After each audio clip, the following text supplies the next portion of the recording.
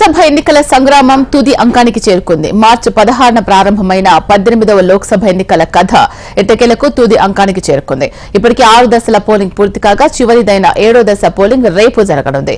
8 రాష్ట్రాల్లోని 57 లోక్సభ స్థానాలకు ఈ విడతలో ఎన్నికలు జరుగుతున్నాయి. పంజాబ్ లో 13 స్థానాలకు, హిమాచల్ ప్రదేశ్ లో 4, ఉత్తరప్రదేశ్ లో 13, పశ్చిమ బెంగాల్లో 9, బీహార్ లో 8, ఒడిశాలో 6, జార్ఖండ్ లో 3 సీట్లతో పాటు చండీగఢ్ లో 1 స్థానానికి పోలింగ్ జరగనుంది. కాగా ఇప్పటి వరకు 28 రాష్ట్రాలు, కేంద్రపాలిత ప్రాంతాల్లోని 486 స్థానాలకు పోలింగ్ ముగిసింది.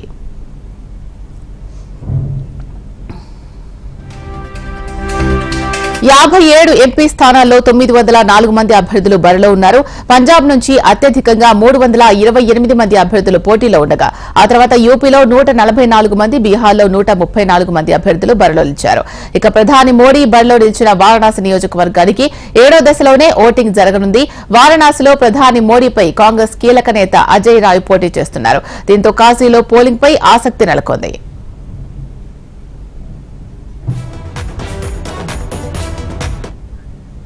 అలాగే బీజేపీకి చెందిన సినీ నటి కంగనా రనౌత్ కాంగ్రెస్ నుంచి విక్రమాదిత్య సింగ్ హిమాచల్ ప్రదేశ్ లోని మండి నుంచి పోటీలో ఉన్నారు.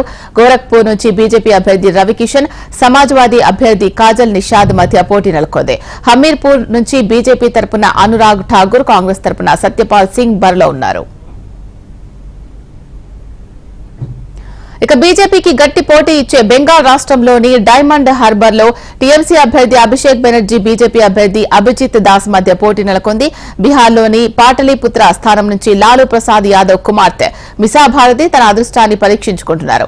ఈ ఎన్నికల్లో బీజేపీకి 200కు మించి స్థానాలు వచ్చే అవకాశమే లేదని ఇండియా కూటమి లెక్కలు వేస్తోంది. బీజేపీ మాత్రం 400 స్థానాలు తగ్గేదే లేదని అంచనా వేస్తోంది. మరోవైపు ఇప్పటికే 6 దశల ఎన్నికలను ప్రశాంతంగా నిర్వహించిన ఈసీ ఇప్పుడు చివరి దశ ఎన్నికలను కూడా అదే విధంగా నిర్వహించేందుకు ఏర్పాట్లు చేసింది. మొత్తంగా 2 నెలలకు పైగా కొనసాగిన సుదీర్ఘ ఎన్నికల ప్రక్రియ జూన్ 4న ఎన్నికల ఫలితాలతో పూర్తి కానుంది.